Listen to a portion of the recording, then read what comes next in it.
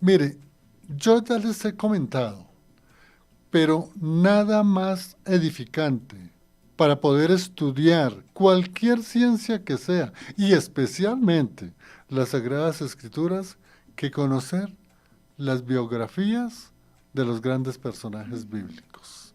Mira, de Pablo se dice, aún por los grandes escritores y biógrafos de Pablo, que Pablo una eminencia. ¿Cómo pudo él sistematizar el pensamiento evangelístico del Evangelio de Cristo? Y verdad, mírese Romanos o Gálatas especialmente, cómo escribía Pablo. ¿Y sabe qué? La única forma de conocer bien la dimensión del pensamiento de Pablo, en otras palabras, la doctrina paulina o la teología paulina, es conociendo su biografía. Yo tengo ese privilegio de un maestro que tuve cuando hice un curso de especialización con una universidad en Estados Unidos que me dijo, léase la biografía de Pablo de Reader Bonds. Tiene unas 650 o 700 páginas. Y en verdad lo he hecho. Y de esa forma puede uno entender mejor la teología y la doctrina paulina. De tal manera que esa es como, digamos, la fuente que nos ha llevado a que compartamos con cada uno de ustedes, amigo oyente, el perfil o las biografías de todos estos grandes personajes. Nos faltan tres profetas para terminar estos personajes y mire, iniciaremos todos los personajes bíblicos del Nuevo Testamento. Eso va a ser espectacular empezar a estudiar a Juan, los apóstoles. Bueno, Sí. entonces esa es la motivación para que ustedes miren bien y examinen la parte de lo que es las biografías de los personajes bíblicos. Vamos a hacer una breve descripción para hoy del profeta Sofonías. El profeta Sofonías prácticamente vivió del año, pues, su ministerio, ¿no? Del año 639, 640 aproximadamente hasta el 608 o 609. Es un ministerio aproximadamente de unos 30 años. De tal manera que él tuvo que vivir una situación bien difícil de la época. Pero no conocemos de Sofonías en dónde nació. Pero por su ministerio y por el lugar que describe en donde él estuvo viviendo, pues empecemos por decir que fue todo lo que se llama el reino del sur, o sea, la Judea.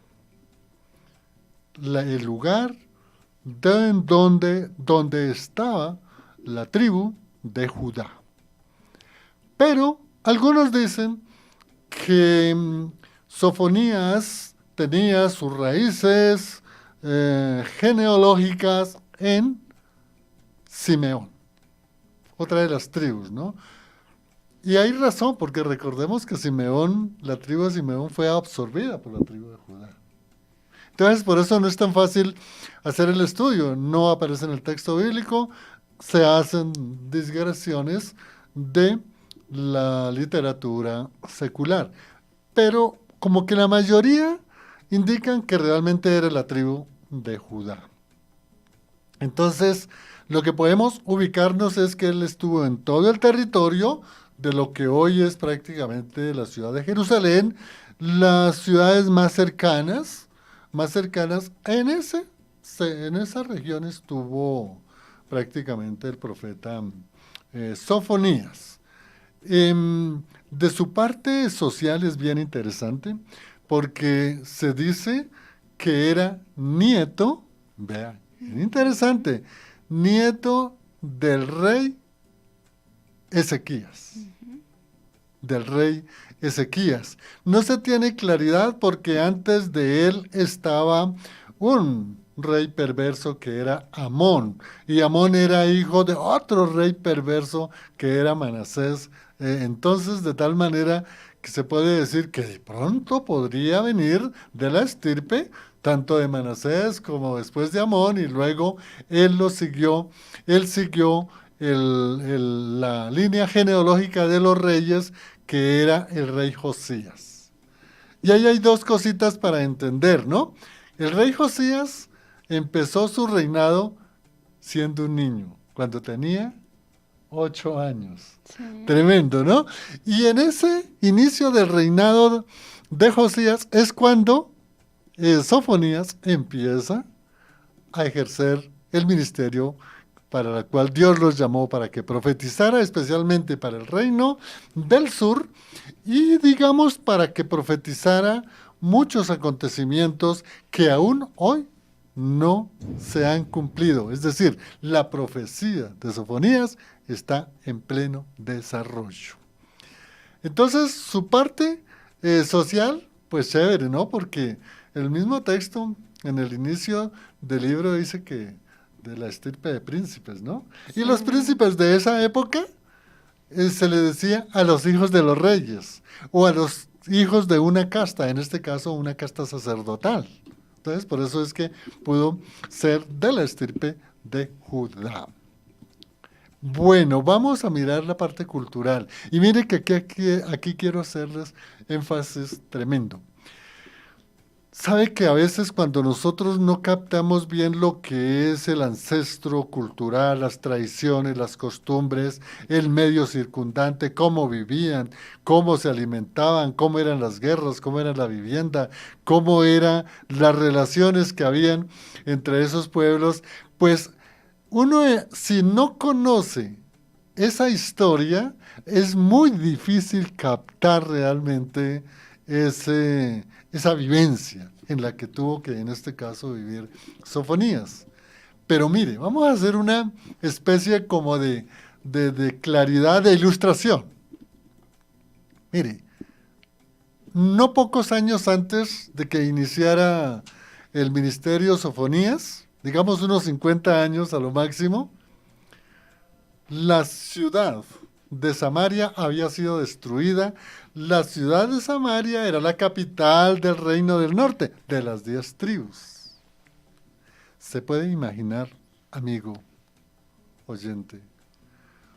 10 ciudades, 10 tribus totalmente exterminadas, en donde el territorio llegó una cultura de malvados, de paganos, de gente con una vida totalmente salvaje.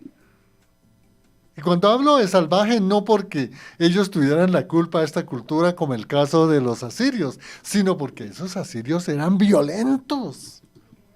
Esos asirios, donde llegaban y cogían una familia y no les daban lo que ellos querían, los exterminaban, les abrían el vientre a las mujeres que estaban embarazadas, a los niños los cogían y los estrellaban contra las rocas, al Señor le quitaban los ojos, le quitaban los pies, hacían unas barbaridades. Entonces, mire, ¿cómo le tocó vivir ese fenómeno cultural a Sofonías? Ver que las tribus del norte, las 10, habían sido arrasadas, y los pocos que se salvaron andaban de mendigos, vivían en las cuevas, no tenían alimentos, sujetos al flagelo y a la prácticamente maltrato del pueblo invasor. Pero uno puede decir, bueno, eran los asirios. No, los babilonios ya estaban haciendo sus pinitos, ya estaban invadiendo el territorio de la región del sur. Y los babilonios tampoco era que fueran tan buena gente, también llegaban con una actitud de bárbaros, a acabar. Y por eso es que, por ejemplo, prácticamente desde el año 620, 25 en adelante, empezaron a llegar los babilonios a tierra de Judá. Es decir, empezar a ser invadida. Pero ahí no quedaban solo los invasores, estaban los egipcios. Y los egipcios no eran perita en dulce, no eran con corazón tierno, ni con corazón amable o social o respetuosos de los derechos que hoy llamamos fundamentales. No, miren, en esa época no existían ni códigos de moral, ni códigos de ética, ni códigos de procedimiento del trato con los pueblos. Ese un pueblo contra otro pueblo era una cuestión de salvajes. Era la cultura, era la forma como vivían, era la forma como defendían unas tribus o otras tribus. El que tuviese más fuerza era el que realmente vencía.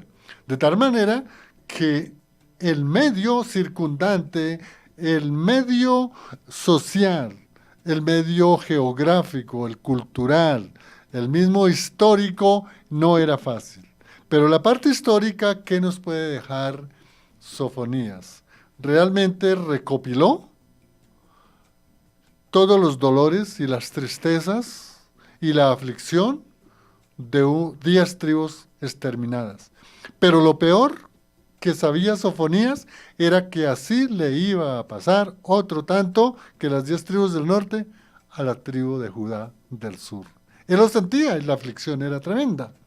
Pero Sofonías deja una serie de profecías como sería el día del Señor o el juicio del Señor, pero dejaría una gran profecía que es la que se está esperando, que es la venida del Mesías. Tal vez para él profetizó la venida del Mesías de Jesús, pero hoy muchos pueblos, especialmente la ortodoxia judía, sigue pensando en esa profecía de Sofonías de que vendrá el Mesías que el pueblo, especialmente la ortodoxia, espera. De tal manera que este es todo el contexto social, cultural, histórico y geográfico en la que vivió este gran profeta llamado Sofonías. Gracias, Juan, por todo ese recorrido siempre tan importante. Y sí, definitivamente el perfil de la persona o de estos personajes bíblicos es muy importante conocerlo, porque eso es como cuando nosotros vamos pues, a presentarnos a un trabajo, o cuando estamos en una exposición de pronto el lanzamiento de un libro, se expone pues también como un poco la vida y obra de esa persona, ¿cierto? Porque pues también es importante conocer el origen, sus costumbres y demás, el contexto también en el que esa persona pues vive, porque muchas veces también esas circunstancias que rodean a la persona son los que también son elementos importantes que motivan también al momento de escribir. Sí, un libro, de escribir de llevar a cabo, pues digamos, como un compendio de algo. Entonces, no son hechos aislados realmente, sin que ello, pues por supuesto, le quite, en este caso de los personajes bíblicos, le quite pues a Dios su importancia de que pues realmente el centro es Dios.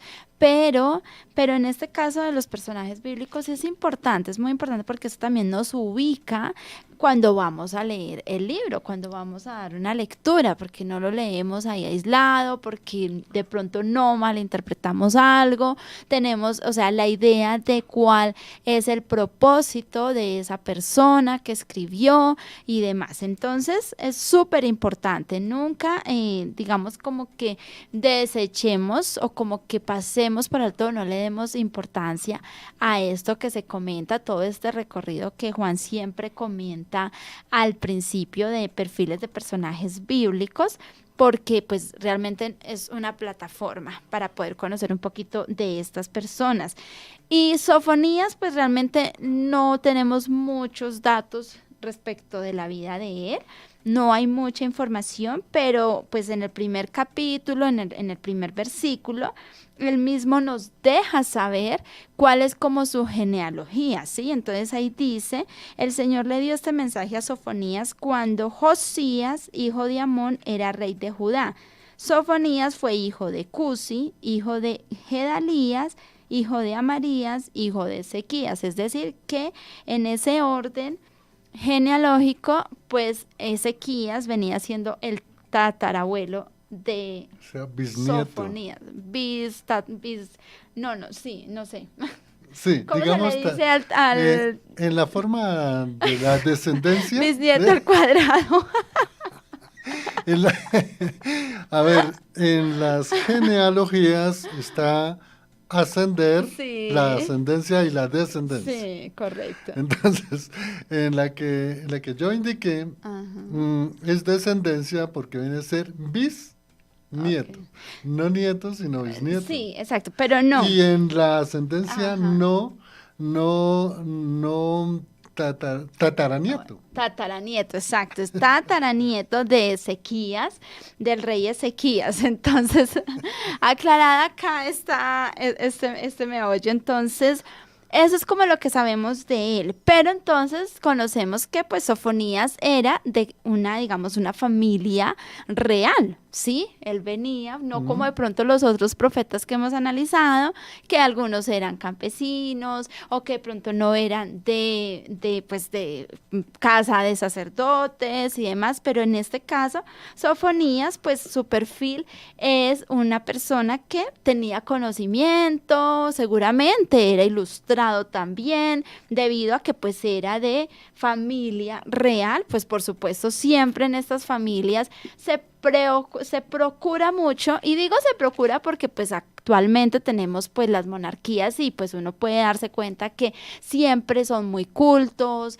propenden siempre por la buena educación y demás. Entonces, pues yo no creo que eso haya cambiado mucho de tantos años para acá. Entonces, yo creo que pues eso es como una costumbre de las monarquías, de las casas reales, de que sus descendientes, sus miembros, pues sean personas cultas, que estudien, que conozcan la problemática social también del momento y demás. O sea, esto pues no sé, Juan, tú que eres el historiador, pero pues No está uno bien. entiende que eso. Entonces, Sofonías, pues yo acá estoy inventando, no está en la Biblia, pero pues de acuerdo pues a esto, no inventando, sino que por lo que uno mismo más pues también va conociendo y demás. Entonces, Sofonías en su perfil podemos ver que era una persona pues que podríamos inferir que era culto y conocedor de la situación.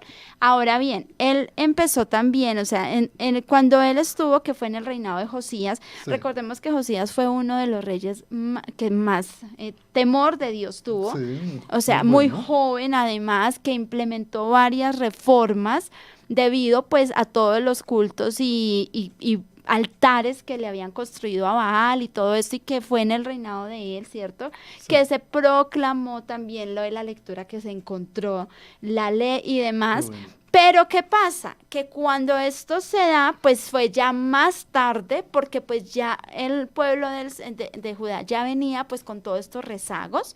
Entonces estas reformas que hizo Josías, pues puede ser también a propósito de esta profecía que Dios da a través de Sofonías, porque pues el pueblo de Judá se había desviado y se había corrompido. Su libro profético muy breve, son 13 capítulos, pero son 3 capítulos que tiene 3 títulos bien interesantes. Miren, el primer capítulo habla sobre el día de la ira del Señor. El día de la ira del Señor. En el segundo capítulo habla de los juicios contra las naciones. Y en el tercer capítulo se habla del pecado de Jerusalén y su redención. Entonces es un libro que realmente tiene una estructura tan clara de 3 temas supremamente importantes.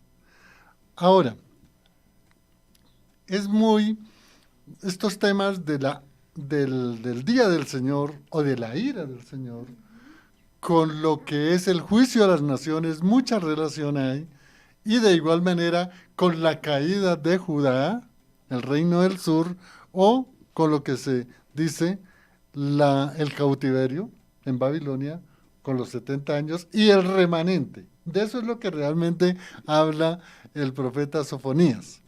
Pero hay una pregunta bien interesante y qué bueno, Marcelita, porque miren, acá nuestra hermana María Bernal Hostos. Ella pregunta si el rapto de la iglesia es lo mismo que la segunda venida del Señor. Y claro, acá A ver, este es un tema de mucha complejidad, pero voy a tratar de sintetizarlo. No sé si ustedes han escuchado hablar de los pretribulacionistas, los posttribulacionistas y los medio tribulacionistas. Entonces, hermana, si para para un pretribulacionista que entienda esa doctrina, pues el rapto va a ser en cualquier momento. Es decir, antes De la tribulación. de la tribulación, o sea, antes de la segunda venida del Señor. Esa es una posición, hermano. Hay otra posición que son los que indican que el rapto se da a la mitad del periodo de la tribulación, que son 42 meses y 42 meses, o 3 semanas y media de años, como la indica Daniel, o las otras 3 semanas y media de años, o para ser más claros, son 1260 días en la primera periodo que se llama tribulación y 1260 años en el segundo periodo que se llama la gran tribulación. Entonces, ¿por qué indico esto? Porque para muchos indican que el rapto de la iglesia se da antes de iniciarse el segundo periodo de las 3 semanas y media, es decir, en el periodo llamado de la gran tribulación, porque las 3 primeras semanas y media son la tribulación. Pero, hermana María, hay otra posición que indica que ese rapto se da al final de la gran tribulación. Sí. Entonces son los que se llaman post-tribulacionistas. Entonces, no podríamos en este caso decir, mire, la venida del Señor va a coincidir con el rapto. Los pretribulacionistas indican, y así me enseñaron a mí, al cual ya no estoy pensando igual que esta doctrina, ellos dicen que el rapto de la iglesia o se da simultáneamente, es decir, el rapto de la iglesia se van, los que somos arrebatados y inmediatamente viene el Señor en su segunda venida. Pero otros dicen que no. Entonces, hablar de la segunda venida del Señor y con relación al rapto son mínimo 3 grandes teorías, 3 grandes posiciones que aquí nadie se pone de acuerdo. Pero mire que eso no es lo más importante, porque ¿qué sacamos nosotros, María, hermana, con discutir que es primero, que no que es a la mitad, que no que es a lo último? Eso es lo que se llama doctrinas secundarias, no son doctrinas esenciales para la salvación. Lo más importante, hermana María, es que usted, Marcela, yo, todos estemos diariamente viviendo en Cristo, que hayamos nacido en Cristo.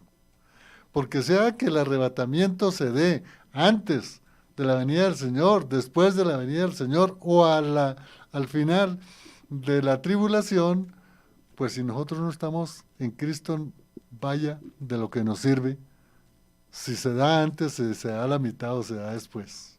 Entonces eso es lo que se llama las doctrinas, digamos, secundarias. Son doctrinas que hay que estudiar, hay diferentes posiciones, pero que no son esenciales realmente. ¿Para qué? Para la salvación.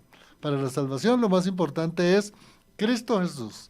Nacimos en Cristo, vivimos para Cristo, Cristo vive en nosotros y estamos esperando la segunda venida del Señor. Qué bueno que se diera el rapto, ¿no? Pero si no es así, moriremos. Lo más importante es morir en Cristo.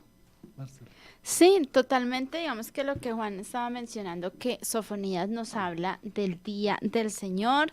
También podemos ver allí en este escrito del libro, que es un libro muy cortico, por eso está entre los profetas menores. Son tan solo 3 capítulos, pero en estos cortos, digamos, libros de estos profetas, hay mucha riqueza literaria, pero ante todo también mucho contenido, porque muestra el carácter de Dios, un Dios justo, un Dios celoso, un Dios, pero también un Dios de amor, de misericordia, que, o sea, que mensaje tras mensaje está enviando a sus profetas o envió a sus profetas para advertirles y para que ellos se arrepintieran y Dios detuviese el castigo sobre esta nación, ¿sí? En este caso, pues el pueblo de Israel, pero también sobre estas naciones, como lo mencionaba Juan, los asirios, que fueron supremamente despiadados, pero del pueblo del Señor por desviarse y por haber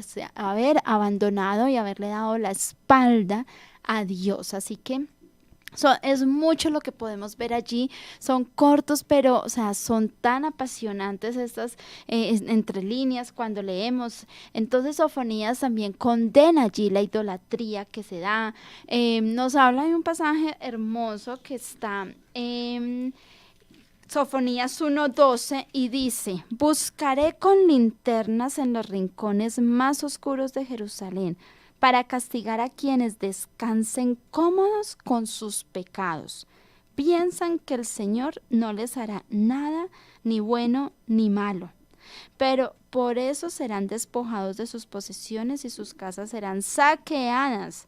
Construirán nuevas casas, pero nunca vivirán en ellas. Plantarán viñedos, pero nunca beberán su vino. Ese terrible día del Señor está cerca, viene deprisa. Entonces, digamos que ahí son palabras, son contundentes, lo que Dios habló al pueblo a través de este profeta. También habla de esa promesa de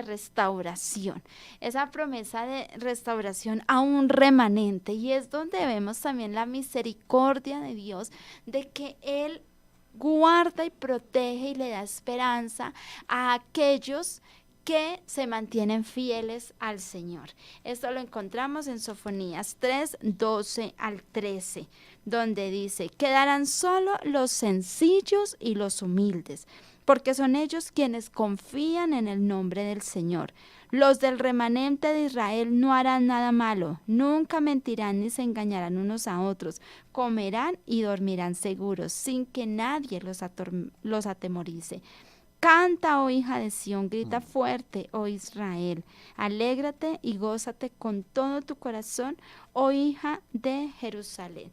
Así que mira cómo también Dios da esa promesa de amor y de esperanza a aquellos que se mantienen fieles. También vemos allí como Sofonías, movido por el Espíritu de Dios, porque no es en sus fuerzas, es en el Espíritu de Dios, habla también de la justicia y la humildad, que cuánta falta hace. Y era una de las cosas que Dios más condenaba también al pueblo, a su pueblo. Y lo vemos en todos los profetas que hemos hablado, de cómo se enorgullecían y cómo se aprovechaban de los más vulnerables. Se lo habla a los sacerdotes, se lo habla a los profetas que estaban en ese entonces, de cómo ellos eran arrogantes y se la pasaban persiguiendo y se olvidaban de ejercer la misericordia y la justicia. Esto está en Sofonías capítulo 2. 3. Busquen al Señor los que son humildes y sigan sus mandamientos. Procuren hacer lo que es correcto y vivir con humildad. Que valga mencionar que esta humildad no es la humildad de andar con harapos y vivir por allá, en un lugar. Sí, o sea, no, es la humildad de espíritu, que a pesar de mi condición de persona, de si tengo un alto cargo, un cargo nota, o sea, independientemente de mi posición en esta sociedad, yo no miro a los demás por encima del hombro y no los maltrato y no abuso de ellos. Esa es la humildad de que habla nuestro Señor y que nos enseña. Así que realmente son muchos los temas que podemos ver allí. También la imagen de Dios como un poderoso guerrero está en Sofonías 3:17. La promesa de ese gozo y restauración en el capítulo 3:14-20. Nos habla de la adoración y el canto de alegría. Este libro hermoso de Sofonías que el Señor nos da a través de Sofonías es nos da esa imagen en la que nosotros adoramos y exaltamos a nuestro Señor por esa redención y ese amor restaurador de parte de Dios allí en Sofonías 3:14 al 17. Qué bueno, Marcela, esos comentarios, porque en verdad son tomados del texto bíblico. Y claro, el caso de Sofonías, que habla en su primer capítulo sobre el día del Señor, día de la ira del Señor, y habla también del día del juicio a las naciones. Acá se hizo un programa hace unos 20 días y está ahí en la plataforma de Fuego AM, y yo expliqué, o explicamos porque lo hicimos los dos, ¿cierto? Sí. Hablamos de 3 eventos que pueden ser muy fácil confundidos. O explicamos allí que había Día del Señor.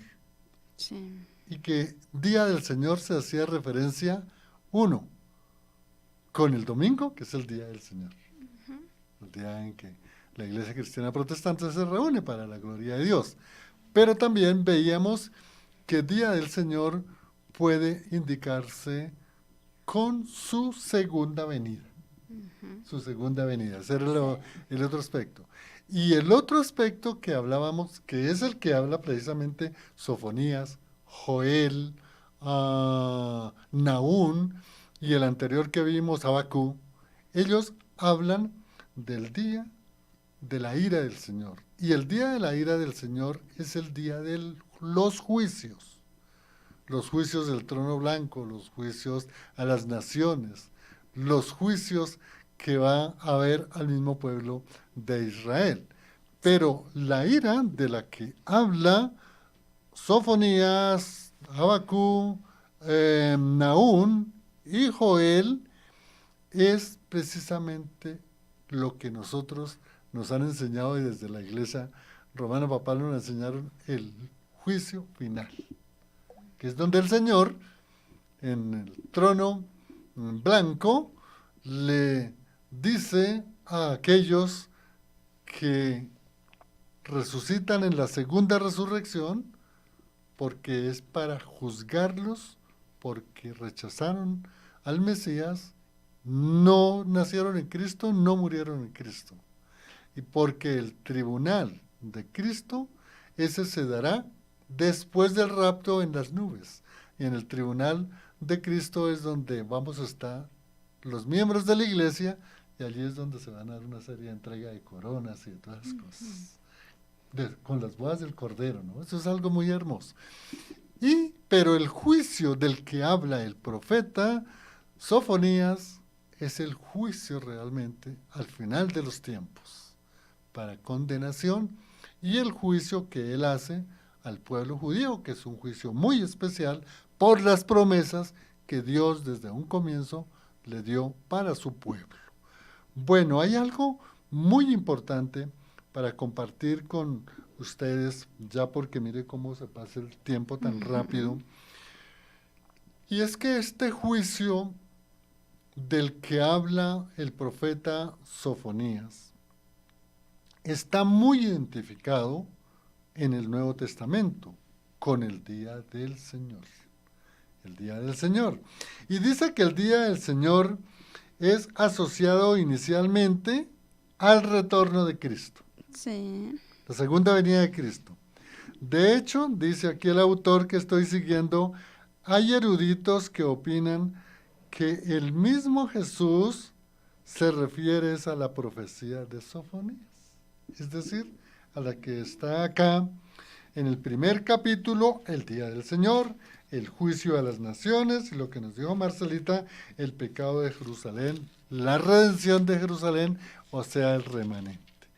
Y de acuerdo a esta referencia que hace este autor, es un estudio que hace una página que se llama Coalición TGC, es una muy buenos estudios que ellos hacen, dicen con relación a lo que les estaba indicando, que es lo que indica, ya para entrar a a nuestra vida como cristianos y como seguidores del Evangelio.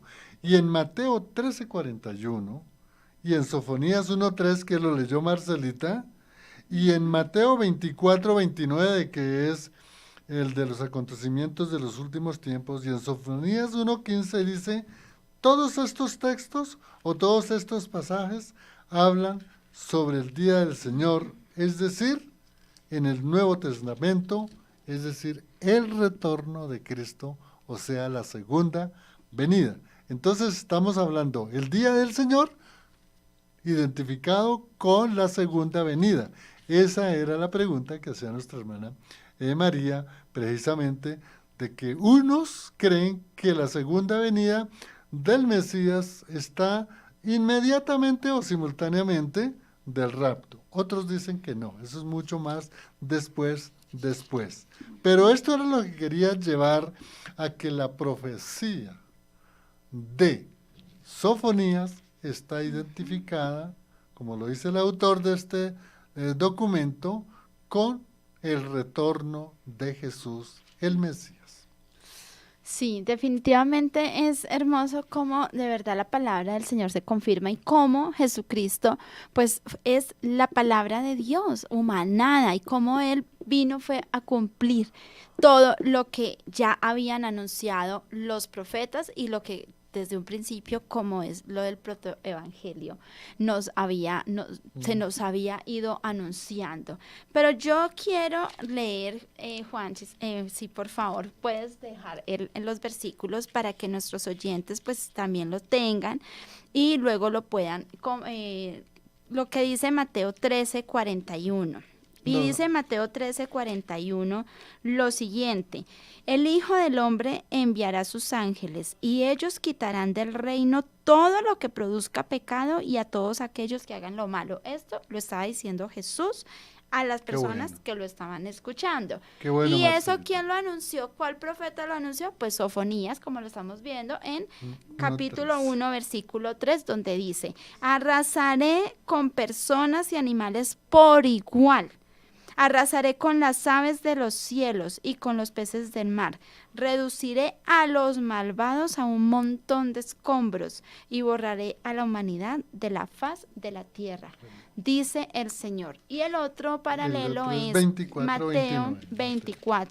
24:29, que dice lo siguiente. En Mateo 24:29 nos dice el Señor, inmediatamente después de la angustia de esos días, es decir, del día del Señor, el sol se oscurecerá, la luna no dará luz, las estrellas caerán del cielo y los poderes de los cielos serán sacudidos. Y esto fue anunciado de antemano por Dios a través del profeta Sofonías en capítulo 1, versículo 15. Será un día cuando el Señor derramará su ira, un día de terrible aflicción y angustia, un día de ruina y desolación, un día de oscuridad y penumbra, un día de nubes y de negrura. De negrura.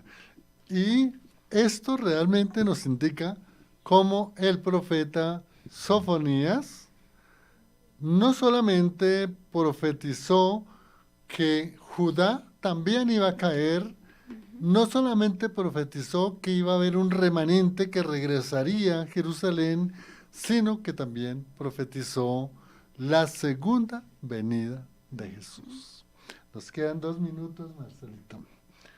Hable porque yo he hablado mucho.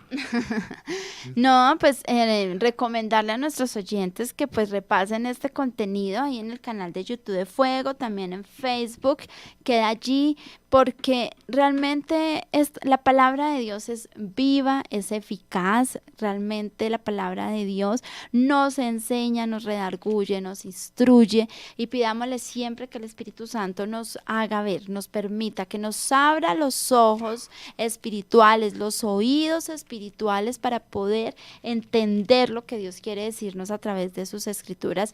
Y del profeta Sofonías, como decíamos, no hay mucho, digamos, como de su perfil como tal, lo único es la genealogía como para conocer el contexto en el que él creció, la familia con la que él se desarrolló y cómo realmente él en su condición, tal vez hasta de privilegiado, pero él no le habló a las personas de pronto de escasos recursos, sino a los poderosos Los poderosos, económicamente, les habló él, ¿cierto? Entonces, eso de que independientemente de quién seamos, si es un campesino, que toda nuestra admiración para los campesinos que trabajan día a día, si es un empresario, si es una persona que también nuestra admiración, porque son personas que también trabajan por una sociedad en el pasado, en el presente y en el futuro. No importa la condición en la que usted esté, no importa el cargo, es nuestro Señor, es mi relación con Dios y la disposición de vivir para Dios y de transmitir el mensaje del Evangelio con mi vida, con el mensaje, lo que Él me pone en la boca para transmitirlo a otros, para que podamos ser instrumentos de la gracia y la misericordia de Dios y más personas pues puedan ser alcanzadas Así y es. libradas del día del Señor. Del Señor. Marcelita, ¿tú qué? Que lees tan hermoso, además su voz es una melodía completa. Marcelita, Sofonías 3, lea del 9 al versículo 11, Sofonías 3, 9, 11, porque aquí está la promesa Sí. para el pueblo de Israel y para nosotros. Dice, Esos 3 versículos. entonces purificaré el lenguaje de todos los pueblos para que todos juntos puedan adorar al Señor. Mi pueblo disperso que vive más allá de los ríos de Etiopía vendrá a presentar sus ofrendas. En ese día ya no habrá falta que sean avergonzados, porque dejarán de rebelarse contra mí. Quitaré el orgullo y al arrogante de entre ustedes. No habrá más altivez en mi monte santo. Hermosa promesa para el reino eterno. Gracias a todos los que nos acompañaron en Facebook, en YouTube y por WhatsApp. Y gracias en el Control Master, Lorena, Marcelita, Dios te bendiga. Todos los viernes, si es la voluntad de Dios, vamos a estar acá contigo, unidos en el amor de Cristo con todos ustedes, amigos oyentes. Los amamos en Cristo Jesús. Y les habló Juan de Jesús Sánchez Aponte en El Impulso. Hasta otra oportunidad. Bendiciones.